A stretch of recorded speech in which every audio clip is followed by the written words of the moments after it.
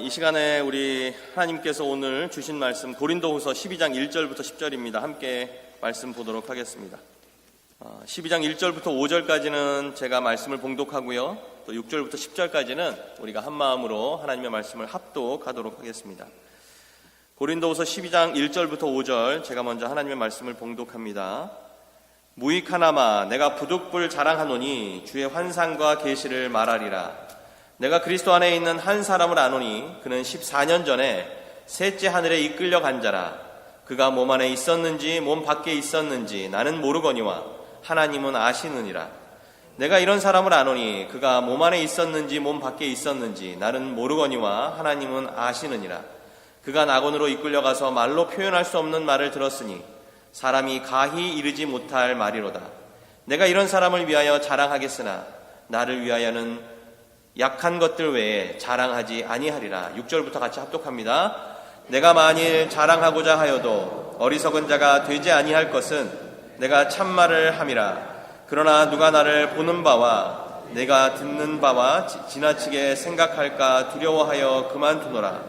여러 계시를 받는 것이 지극히 크므로 너무 자만하지 않게 하시려고 내 육체의 가시 곧 사탄의 저주를 사자를 주셨으니 이는 나를 쳐서 너무 자만하지 않게 하려 하심이라. 이것이 내게서 떠나가게 하기 위하여 내가 3번 주께 간구하였더니 나에게 이르기를 내 은혜가 내게 족하도다. 이는 내 능력이 약한 데서 온전하여 짐이라 하신지라. 그러므로 도리어 크게 기뻐함으로 나의 여러 약한 것들에 대하여 자랑하리니 이는 그리스도의 능력이 내게 머물게 하려 함이라. 그러므로 내가 그리스도를 위하여 약한 것들과 능욕과 궁핍과 박해와 곤고를 기뻐하노니 이는 내가 약한 그때의 강함이라. 아멘. 수정 목사님, 내가 약할 때라고 하는 제목으로 말씀 전해주시겠습니다. 감사합니다. 벌써 9월의 첫째 주가 시작됐습니다. 환절기인데요. 건강 모두가 잘 챙길 수 있기를 바랍니다. 몇 년 전 다른 교회 다니시는 어느 집사님이 저에게 이런 고백을 하신 적이 있습니다. 어떻게 교회 다니는 사람들이 예배 마치고 나와 교회 식당이나 또는 교회 모임이 있을 때 3, 3, 5 짝을 지어 나누는 말의 대부분이 온통 자기 자랑거리 뿐이라는 겁니다. 집 자랑하고 좋은 가구, 명품 가방 어디서 싸게 샀는지 자랑하고 남편 자랑, 자식 자랑 하는 것을 보니까 솔직히 참 교회의 성도들이 맞는가 싶어요. 세상 사람들은 다 그렇다 쳐도 적어도 신앙인들만큼은 교회 안에서 모이는 신앙만큼은 적어도 예수님에 대한 이야기를 하고 그 삶을 나눌 때 그래야 좀 세상과 다른 삶이 되지 않을까요? 이렇게 말끝을 흐리며 안타까워 하신 적이 있습니다. 그러시면서 덧붙이는 말씀이 자신의 아내도 교회의 모임에 참석하면 똑같이 그런 것을 좋아하고 나누기를 좋아해서 어떨 때는 정말 함께 신앙생활 하는 것이 회의가 들기도 한다, 이런 말을 한 적이 있었습니다. 요즘같이 이 현대사회 속에서 사회 현상을 하나 말하라고 한다면 자기 PR 시대라고 합니다. 긍정적인 면보다 부정적인 면을 떠올려 보면 자기가 부족해도 부족하지 않은 것처럼 보여야 하고 가진 것이 없어도 가진 것이 있는 것처럼 또 티를 내야 하며 몰라도 아는 것처럼 흉내를 내야 하는 시대가 되었다는 겁니다. 그러질 않아도 무시당하고 도태되어지거나 왕따 당해가기 쉬운 이 시대에 그런 모습이라도 비추지 않으면 자기가 삶을 견딜 수 없다는 겁니다. 그러다 보니까 내적으로 실속을 차리기보다는 점점 자기 허세가 심해지고 과시가 더 늘어나는 시대 속에서 살고 있다는 겁니다. 자기를 드러내지 않으면 다른 사람들이 자기를 무시하고 업신여기는 시대 속에 살고 있기 때문은 아닌가 하는 생각을 떨쳐버릴 수가 없습니다. 오늘 우리들의 삶의 현실과 우리 주변을 돌아보면 많은 이들이 특별히 기독교가 위기에 처해 있다 이런 이야기를 많이 하고 또 듣습니다. 그렇다면 도대체 그 위기와 어려움을 누가 만들었을까요? 세상이 기독교를 위기에 처하게 만들었습니까? 아니면 기독교인의 개개인의 삶이 정말 하나님의 뜻대로 제대로 살지 못해서 기독교의 위기가 온 것입니까? 기독교가 세속화되어져 가고 있다는 것에 너나 할 것 없이 이구동성으로 또한 말을 합니다. 왜 세속화가 된 배경과 이유는 오히려 살펴보려 하지는 않습니다. 세속화라는 이 말은 종교 또는 신앙이 이 세상에 미치는 영향이 사라지고 있다는 말입니다. 더 이상 개개인의 신앙이 세상 속에서 살면서 신앙의 의미를 두지 않아도 괜찮더라 이런 뜻입니다. 종교가 신앙이 세상에 힘이 없고 영향력을 미치지 못하고 있는 것이 아니라 신앙생활을 하고 있는 성도들이 세상에서 거룩한 신앙생활을 할 필요성을 못 느끼고 있다는 겁니다. 또는 신앙생활의 본질을 잃어버리고 살아가고 있기 때문이라는 겁니다. 기독교인들조차도 신앙의 본질과 관심을 갖기보다는 자기 신앙을 통해서 자기 삶이 지금보다 좀 더 업그레이드되고 싶은 어떤 이기적인 열망이 너무 가득 차버린 이 시대 속에 그 대가가 도리어 신앙의 위기로 내몰려졌다는 겁니다. 특별히 오늘 본문 고린도후서 12장의 말씀을 바르게 이해하려면 먼저 11장 16절부터 차근차근 읽어보아야 합니다. 바울은 고린도 교회의 문제점을 두 번에 나누어 편지로 그 문제를 해결하고자 했습니다. 그 첫 번째가 고린도전서이고 두 번째가 고린도후서인데 이 두 번째 고린도후서의 주된 내용의 전반부는 고린도 교회를 향하여 첫 번째 보내었던 고린도전서의 그 편지 속에 고린도 교인들의 문제가 어느 정도 해결되었고 그것에 대한 기쁨과 또한 고린도 교회가 그들이 잘못한 것을 회개하고 다시 화목하게 되어 하나 된 것에 대한 칭찬의 메시지가 들어있는 반면 이 고린도 후서의 후반부는 바울 자신의 사도직에 관한 변호와 거짓 사도들에 대한 행위를 강하게 질타하고 있는 내용이 들어있습니다. 먼저 11장 18절을 보니 당시 고린도 교회 성도들은 타락한 육체를 따라 자랑을 일삼아 온 세상 사람들로부터 여러 세상의 자랑거리들을 들으며 부러워하기도 하고 시기와 질투를 일으키기도 했습니다. 그런 상황 속에서 자기네들이 믿는 이 신앙생활 때문에 자기들이 정말 육체적으로 누려야 할 쾌락과 즐거움을 누릴 수가 없었고 도리어 금욕과 절제를 강요당하는 일로 인해서 신앙의 어떤 영적인 기쁨과 보람보다는 도리어 불평과 불만이 더 쌓여만 갔습니다. 바울은 이러한 고린도 교인들의 이러한 소식을 듣고 19절에서 20절 말씀에 이렇게 이야기합니다. 너희는 지혜로운 자로서 어리석은 자들을 기쁘게 용납하는구나. 누가 너희를 종으로 삼아 잡아먹거나 빼앗거나 스스로 높이거나 뺨을 칠지라도 너희가 용납하는도다. 이 말은 바울의 고린도 교인들을 향한 어떤 풍자와 비꼬는 말입니다. 고린도 교인들이 정말 지혜로운 것이 아니라 지혜로운 척하며 스스로 세상의 것이 좋아서 교회 안에 있으면서도 하나님의 것을 더 기쁘게 받아들이려 하기보다는 세상의 행위들을 더 좋아하고 부러워하고 받아들이는 것을 기뻐하고 좋아했다는 비판의 메시지입니다.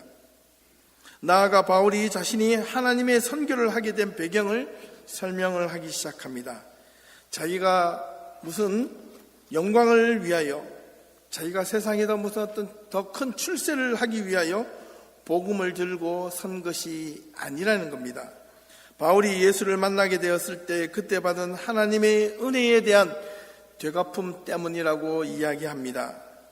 그 은혜가 너무 커서 자신의 연약함이 무엇인지 알았고, 특별히 23절에서 27절까지를 보니 바울 자신이 복음을 위하여 온갖 고초와 역경을 만났다고 고백합니다. 유대인들로부터 매도 수없이 맞았고, 돌도 맞았고, 풍랑을 만나 죽을 뻔도 했고, 선교 여행을 하는 동안 온갖 사람들로부터 위협과 폭력에 시달려야 했을 뿐만 아니라 추위와 배고픔에도 시달려야 했다고 기록하고 있습니다. 바울의 경우를 생각해 보면 그가 당하는 모든 고난과 위협은 자기 자신의 개인적인 일이나 삶의 형편 때문에 어떤 무슨 일을 당하다가 어려움을 당한 것이 아니었습니다. 오직 예수 그리스도를 위하여 이런 일을 당했습니다. 혹 어떤 분들은 이렇게 말할지도 모릅니다. 바울은 선교사니까 그럴 수 있지. 나는 평신도잖아. 나는 내 일이 있고 내 삶이 있고 내 직장이 있고 내 가정이 있단 말이지. 그래서 내가 살고 있는 환경과는 다르단 말이야. 이렇게 말을 할지도 모릅니다. 그런데 중요한 것은 바울은 지금 자신의 삶을 자랑하듯 말하려고 하는 것이 아니라 지금 고린도 교회에 있는 성도들에게 자신들의 신앙생활 속에서 삶의 진정한 기쁨과 의미를 느끼지 못하고 도리어 세상 사람들이 살아가는 방식을 부러워하고 시기 질투하고 있음을 간접적으로 질책하고 있는 내용이라는 겁니다. 28절을 보니 바울은 이렇게 고백합니다. 이 외에 이런 고사하고 아직도 날마다 내 속에 눌리는 일이 있으니 곧 모든 교회를 위하여 염려하는 것이라. 바울이 지금 자신의 삶에서 이런 고통과 역경을 받는 것보다 매일같이 날마다 자신을 누르고 있는 또 다른 무언가가 있었다는 겁니다. 그 염려는 세상 염려가 아닌 교회를 위한 염려였습니다. 교회가 무엇입니까? 건물입니까? 아닙니다. 하나님의 교회는 바울이 개척하고 그동안 복음을 전파하고 말씀으로 가르치어 복음으로 돌아온 거룩한 예수님의 곁으로 돌아온 하나님의 백성들이었습니다. 이어서 바울은 이 교회를 향한 염려를 29절에서 이렇게 풀어놓습니다.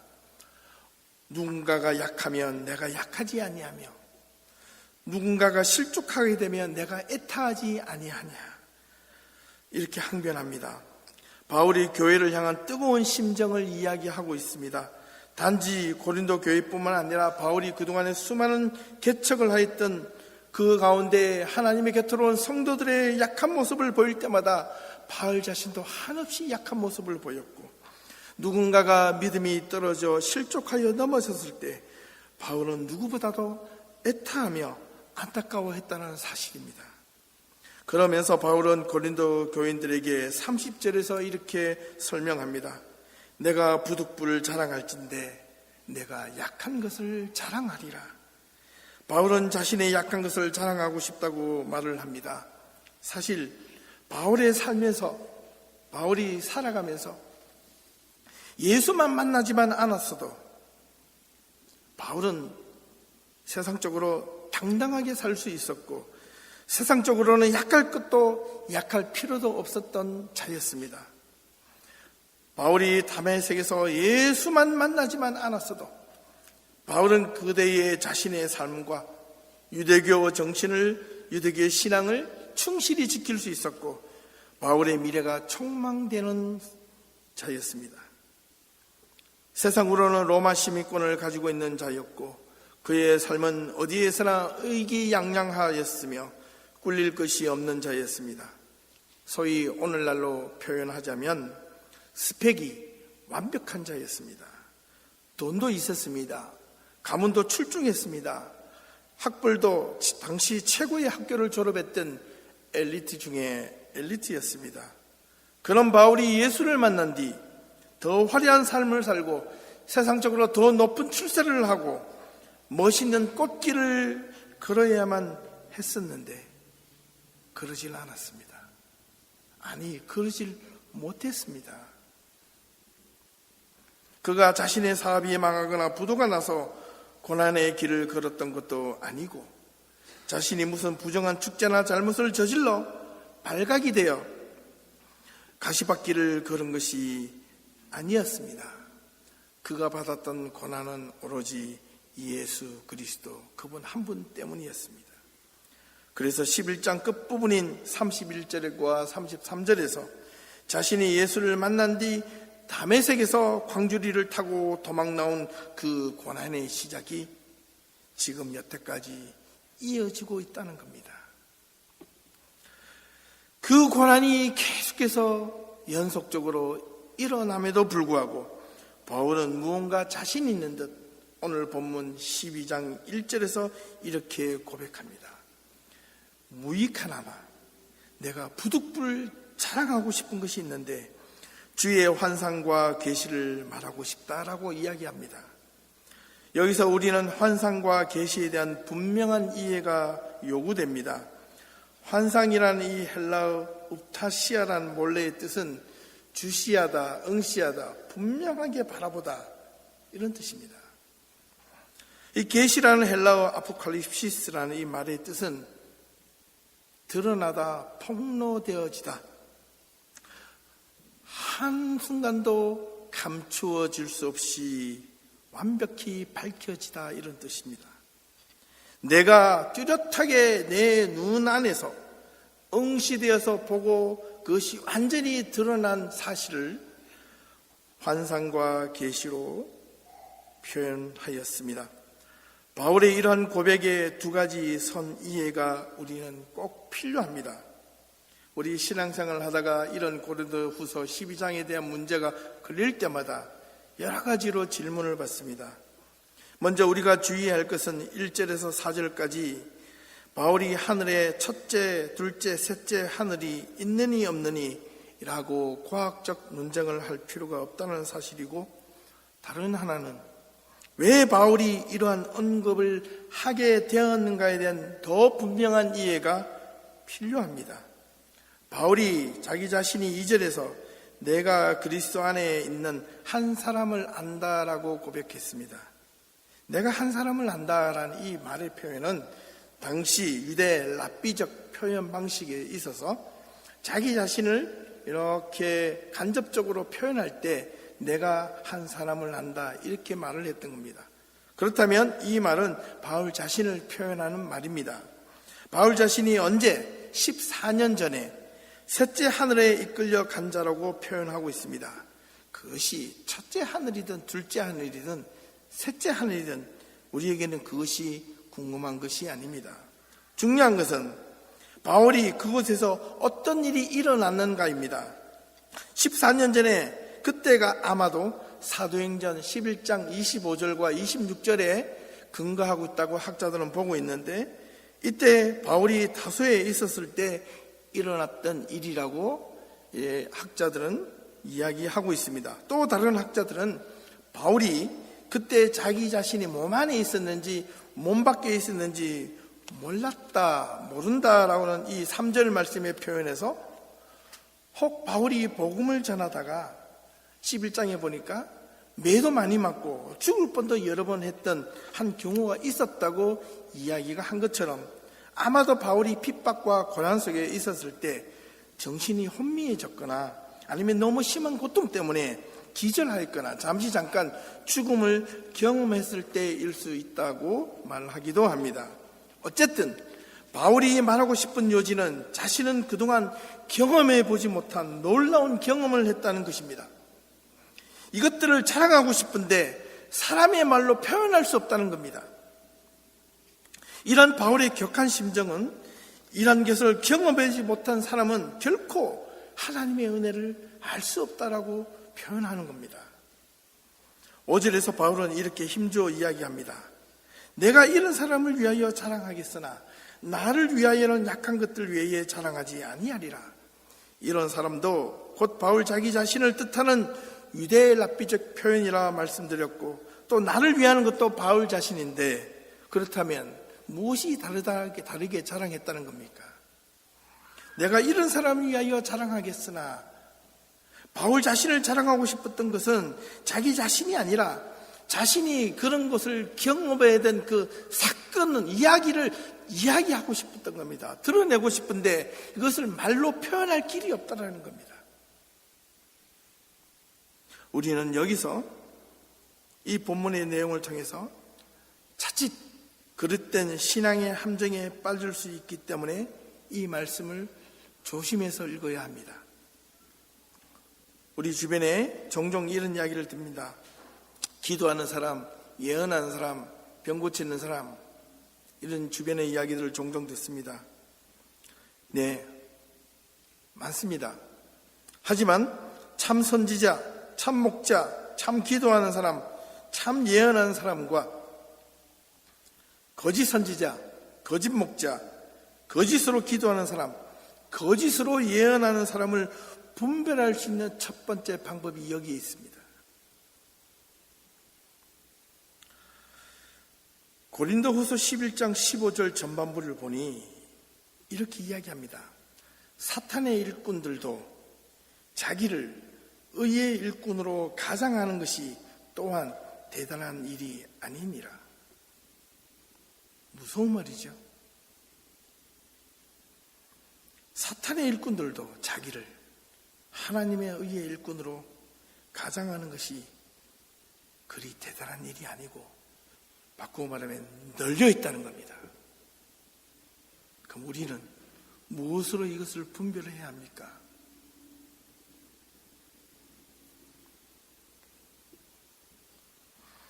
우리 주변에 소위 기도 좀 하시는 분, 예언 좀 한다는 분, 누구를 위해서 기도를 해 주신다는 분을 저는 오히려 특별히 조심하라고 이야기를 합니다. 그들의 내면과 의도를 잘 들여다볼 수 있어야 합니다. 거짓 교사, 거짓 예언자, 거짓 선지자, 거짓 기도자의 세 가지 특징이 있는데 잘 들어보십시오. 그 첫 번째가 성적인 남용입니다.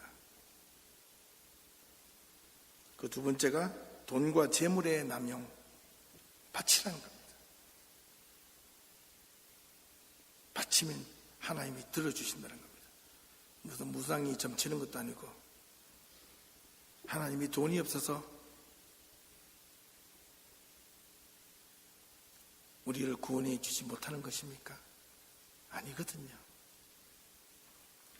더 중요한 것은 세 번째입니다. 자기 자신만이 하나님께 받은 특별하고 독특한 계시라고 강조한다는 사실입니다. 그래서 자기 이야기를 들으라는 겁니다. 자기 예언을 들으라는 겁니다. 이런 이야기 들을 때면 궁지에 몰려있는 성도들은 썩은 동아줄이라도 부여잡고 싶은 심정에 덥석 그 소리를 듣습니다. 조심하셔야 합니다. 이것은 비단 바울 시대뿐만 아니라 지금도 여전히 유효합니다. 세상적인 문제나 자기 자신의 가족의 문제를 해결받고 싶어서 기도하거나 치유해 준다는 분들을 찾아가 보면 그것이 잘못되었다면 이 세 가지 문제에 반드시 한두 가지가 걸려 있습니다. 6, 7절을 보니 바울의 신앙의 깊이를 우리는 충분히 읽을 수 있습니다. 내가 만일 자랑하고자 하여도 어리석은 자가 되지 아니할 것은 내가 참말을 함이라. 하지만 누군가가 나를 보는 바와 내게 듣는 바에게 지나치게 생각할까 하여 두려워하여 그만두노라. 여러 계시를 받은 것이 지극히 크므로 너무 자만하지 않게 하시려고 내 육체에 가시 곧 사단의 사자를 주셨으니 이는 나를 쳐서 너무 자만하지 않게 하려 하심이라. 바울은 참된 고백을 하고 있습니다. 바울이 하나님으로부터 놀라운 비밀과 계시를 받았을지라도 이 말을 듣는 사람들이 그게 아닌 것 같은데? 라고 지나치게 생각할 것을 염려해서 자기가 본 것, 경험한 것을 이야기하지 않겠다는 겁니다. 도리어 그걸 자기 신앙의 거루터기로 삼겠다는 겁니다. 그러나 잘못되거나 이단들이나 거짓 선지자, 거짓 기도 하는 사람들은 내가 하나님께 받은 무언가가 있다고 자꾸 이야기를 합니다. 그리고 자기 자신에게 육체의 가시가 된 것이 도리어 너무 자만하지 않게 하기 위한 하나님의 방편이었다고 고백합니다.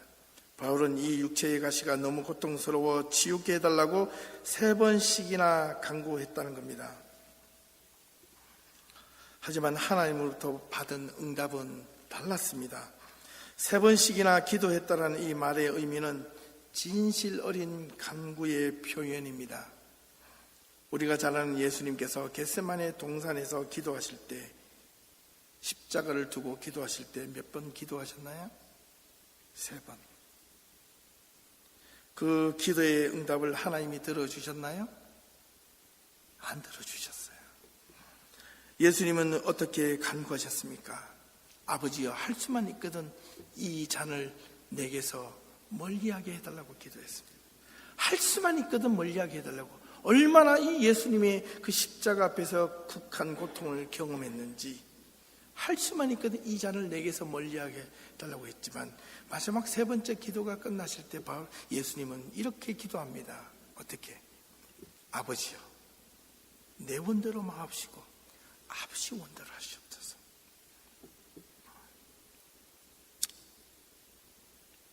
하나님의 응답을 받지 못했던 예수님의 그 간구가 응답을 받지 못함이 도리어 인류를 살리는, 인류 전체를 구원하는 도구가 되었다는 겁니다.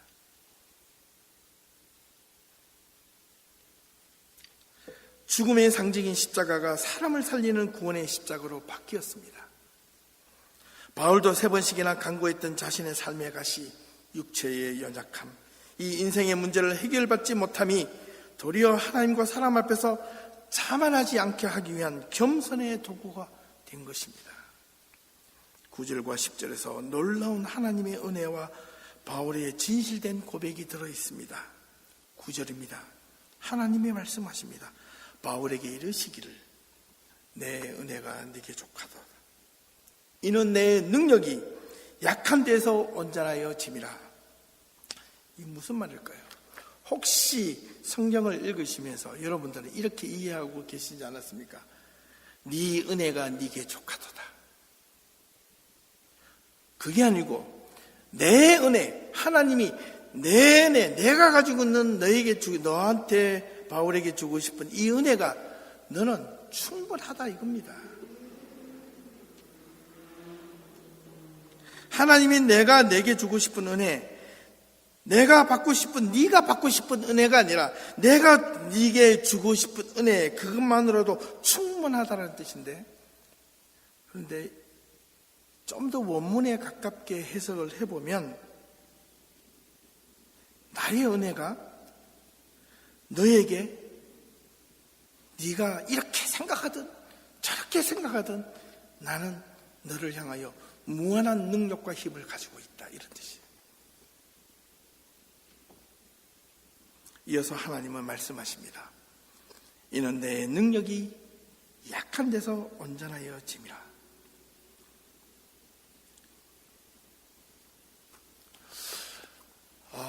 이 NIV 영어 성경에는 이렇게 표현되어 있더라고요. My power is made perfect in weakness. 근데 조금 더 다시 원문을 좀 읽어보면 이렇게 해석할 수 있습니다. 내 능력이 어디에서 나오는 줄 아니? 내 능력이 어디에서 완성되는 줄 아니? 내 능력은 나에게서 나오지만 그 완성과 마침은 세상 사람들이 버림받고 세상 사람들이 무시했던 약한 자들을 통해서 이루어진다, 이런 뜻이에요. 그 약함, 그야말로 연약함이요 나약함입니다. 자신 없음입니다. 부족함입니다. 때로는 세상 살면서 수없이 경험하는 열등감도 포함됩니다. 이것만 없으면, 이것만 해결되면 나머지 모든 것들이 해결될 수 있을 것 같은 그런 것들입니다. 바울은 자신의 연약함과 자신의 나약함과 자신의 부족함이 진짜 무엇인지 알았습니다. 육체의 가시 그것 때문일까요? 아닙니다. 그 자체가 바울의 나약함과 부족함이 아니었습니다.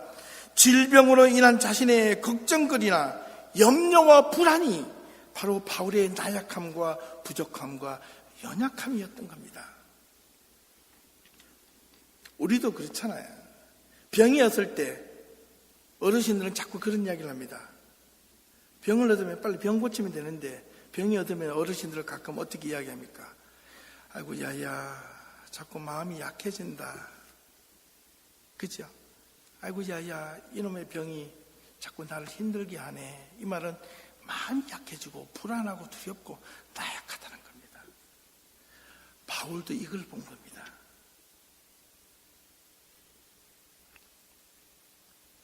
이것만 해결되면, 이것만 풀리면, 이것이 고쳐지면 더 많이 자신 있게 바울은 선교도 할 수 있고 복음도 전할 수 있었을 텐데 라고 아쉬움과 한탄을 자신의 병을 보면서 쉼없이 내뱉어보며 간구도 해보았지만 하나님의 응답은 달랐다는 겁니다. 내 은혜가 네게 족하도다. 도리어 그것이 하나님의 은혜를 받는 도구가 될 수 있다. 내 능력은 나같이 연약함을 아는 자에게도 완성이 될 수 있다라는 말을 깨달았을 때 바울 자신에게 찾아온 것은 무엇이었을까요? 순간 병고침이었을까요? 아닙니다. 뭔가요? 마음의 평안함과 기쁨이었습니다. 내가 고통을 안고 살면서도 기쁨을 누릴 수 있다는 확신을 얻은 겁니다. 내가 평생을 살면서 내가 고치지 못할 중병을 안고 있으면서도 그래도 기쁨을 누릴 수 있다는, 평안함을 누릴 수 있다는, 두려워하지 않을 수 있다는, 내 몸이 쇠약해져도 내가 지금 하는 일이 안 되어도 내 삶이 절망과 좌절로 점점 내가 계획하는 길로 가지 않는다 할지라도 나는 내 안에서 끊임없이 일어나는 두려움과 불안과 염려와 걱정거리를 내려놓고 평안할 수 있다. 그게 하나님이 주시는 은혜라는 겁니다.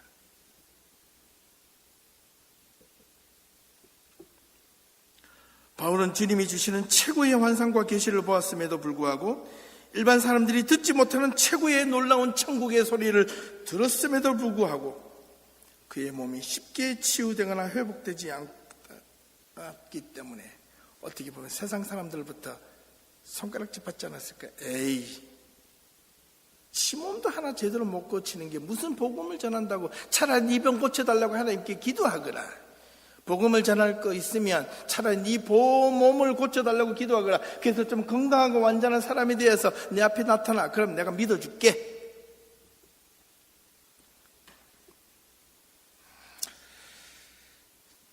만약에 바울이 환상과 계시의 경험도 하고 그 순간 자신의 육체에 갖고 있는 가시도 한꺼번에 고침을 받았다면 바울은 어떻게 되었을까요? 제 생각에는 아마 바울은 또 다른 신이 되었을 겁니다. 바울은 또 다른 예수가 되었을 겁니다.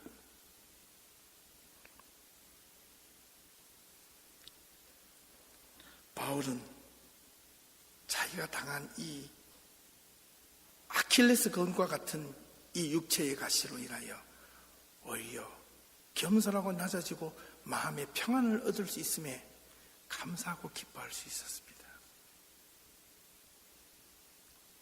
저와 여러분들이 살면서 각 개인마다 가정마다 가지고 있는 육체의 가시가 있을 겁니다. 그걸 치유케 해달라고, 해결해달라고 간구하고 있을지도 모릅니다. 문제가 해결될 수도 있고 해결되지 않을 수도 있습니다. 해결되지 않을 때 우리는 낙담하고 절망하고 좌절합니다. 여러분, 낙담하고 좌절하시겠습니까?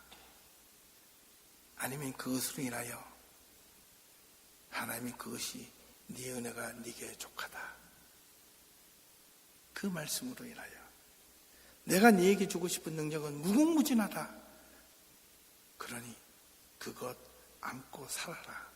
그러면 겸손할 수 있고, 그것으로 인하여 더 낮아질 수 있고, 그것으로 인하여 더 주님의 십자가를 붙들 수 있지 않느냐라고 바꿀 수 있다면 여러분에게 찾아오는 평안과 기쁨은 세상이 주는 것과 다를 것입니다. 이 경험을 할 수 있기를 주님의 이름으로 축원합니다.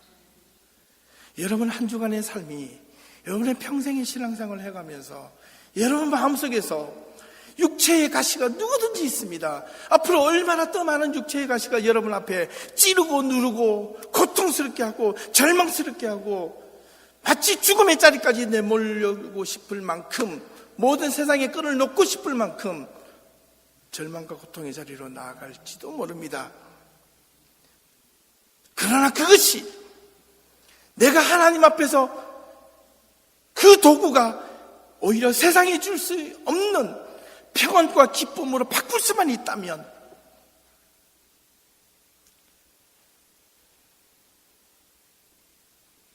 그게 신앙이 아닐까요?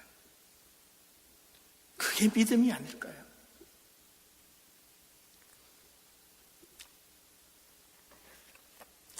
바울이 정말 자기 자신이 원하는 방식으로 해결되었다면 어떻게 보면 저는 바울의 삶이 달랐다고 생각합니다. 그래서 바울은 하나님의 응답의 말씀을 깨닫고 이렇게 10절에 기록합니다. 그러므로 도리어 크게 기뻐함으로 나의 여러 약한 것들에 대하여 자랑하리니 이는 그리스도의 능력이 내게 머물게 하려 함이라.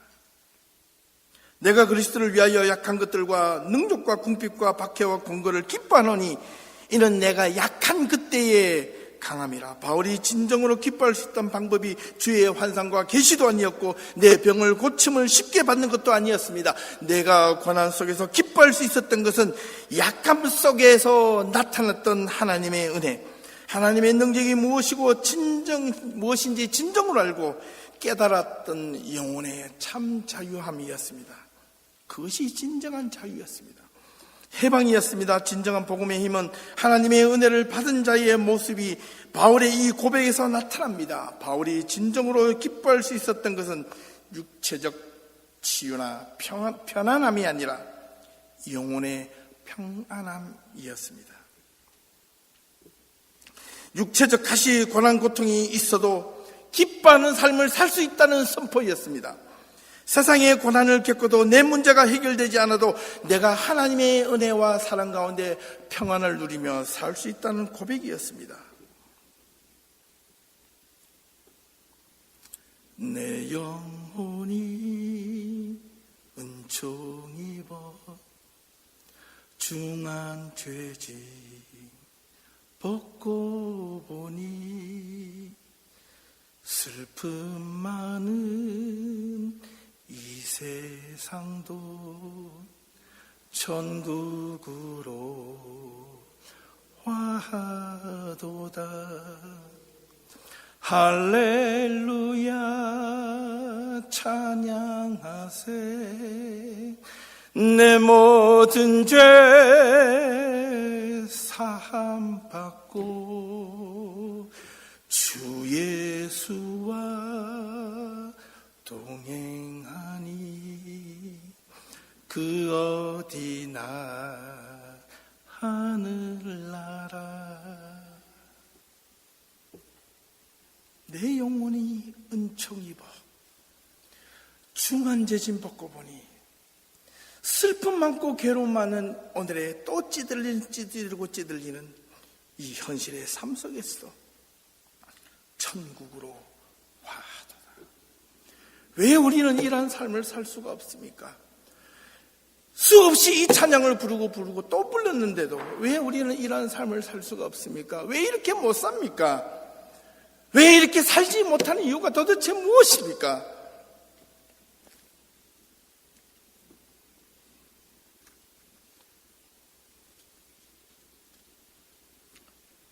바울은 육체의 편안함이 아니라 그도 육체의 편안함을 위하여 하나님께 간구했을 때 그가 받은 은혜는 육체의 편안함이 아니라 영혼의 평안함을 경험했던 그것이 바울에게 마지막 자기의 삶의 인생을 끝까지 지켜갈 수 있었던 단서가 여기 있었습니다.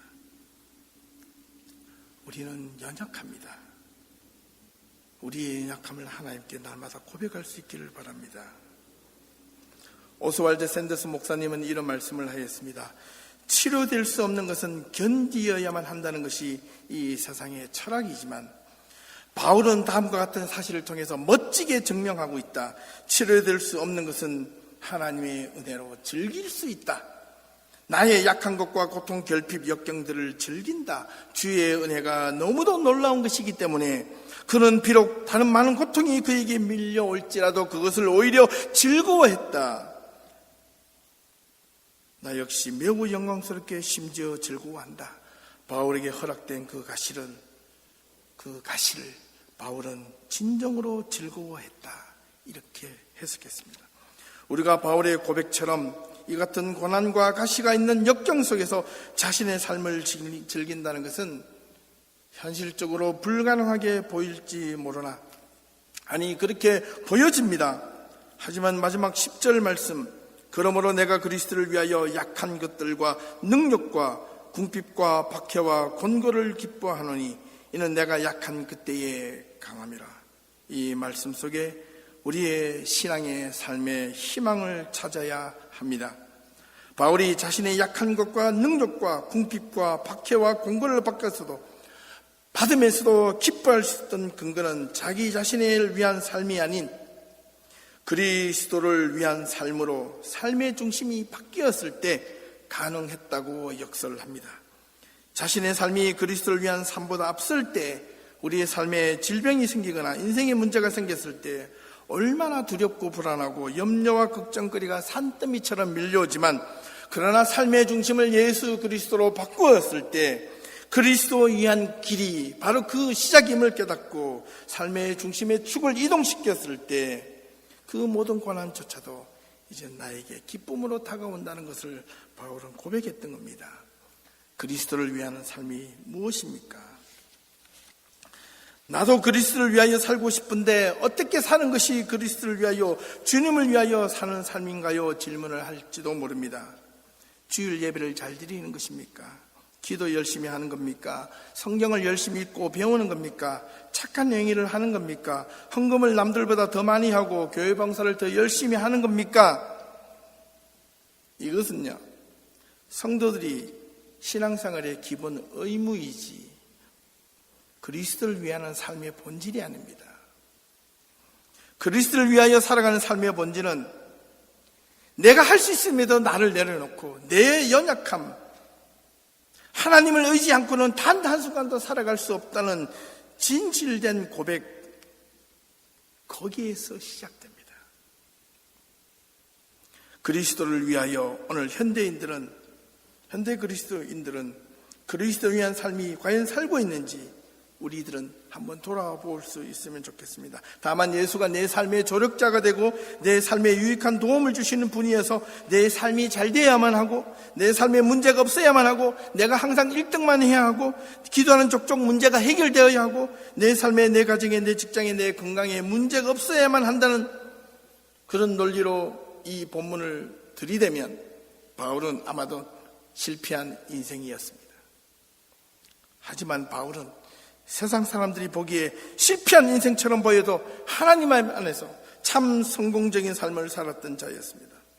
자신의 가시는 육체의 가시를 제하지 않고서도 평생 그 육체의 가시를 안고 육체적으로 고통을 안고 살았음에도 불구하고 그의 영혼만큼은 하나님과 밀접한 관계를 갖고 있었기 때문에 평안과 기쁨을 누릴 수 있었다라고 고백합니다. 그러면서 내가 약한 데서 강하다. 그 강함은 물리적인 힘도 아니요, 세상의 권력도 아니요, 세상의 어떤 재물이 아니라 하나님이 주시는 은혜가 더 크다, 넘친다, 이런 뜻입니다. 바울은 실제 그렇게 남은 삶을 기쁘게 살았습니다. 바울의 마지막 편지라고 알려진 디모데후서 4장 7절과 8절 말씀을 보면 쉽게 그 말씀을 이해할 수 있습니다. 나는 선한 싸움을 싸우고 나의 달려갈 길을 마치고 믿음을 지켰으니 이제 후로는 나를 위하여 의의 면류관이 예비되었으므로 곧 의로우신 주 재판장이 그날에 내게 주실 것이며 내게만 아니라 주의 나타나심을 사모하는 모든 자에게도니라. 이 얼마나 벅차고 고대가 되는 바울의 고백입니까? 사랑하는 성도 여러분, 주님은 말씀하십니다. 아무개야, 지금 네가 연약하냐? 네가 지고 있는 인생의 짐이 무거우냐? 홀로 지고 가기에 지금 힘이 드냐? 내 삶이 고달프냐? 내 삶을 포기하고 싶으냐? 돌아서고 싶으냐? 내 삶에 아직도 불만이 가득하냐? 나를 보아라. 내가 가진 그 부족함으로, 그 연약함으로, 네가 가지고 있는 삶의 힘듦으로 내가 너를 사용하련다. 이 한 주간 얼마나 우리가 또 연약함 속에 살아갈지 모릅니다. 얼마나 또 많이 쓰러질지 모릅니다. 얼마나 또 많이 힘들어하거나 괴로워할지도 모릅니다. 그때마다 그것이 도리어 우리가 하나님의 은혜 안에서 영혼의 평안함을 얻을 수 있도록 간구하는 저와 여러분들이 다 될 수 있기를 주님의 이름으로 축원합니다. 하나님 앞에 여러분의 연약함을 끊임없이 간구하십시오. 주님이 분명 들어주시고 응답하실 겁니다. 나 여기 있다, 내가 너와 항상 함께 하노라는 그 음성이 여러분의 가슴에, 여러분 영혼을, 여러분의 삶을 평안 가운데로 인도해 주실 줄로 믿습니다. 기도하겠습니다. 하나님, 주신 말씀을 통해서 주님 앞에 또 한 번 연약함을 고백합니다. 세상 사람들은 자기를 드러내고 나타내지만 우리 하나님의 백성들은 우리의 연약함을 드러내어 하나님 앞에 더 큰 은혜와 영혼의 평안함을 얻을 수 있도록 이 한 주간도 인도해 주시옵소서. 예수 그리스도의 이름으로 기도하옵나이다. 아멘.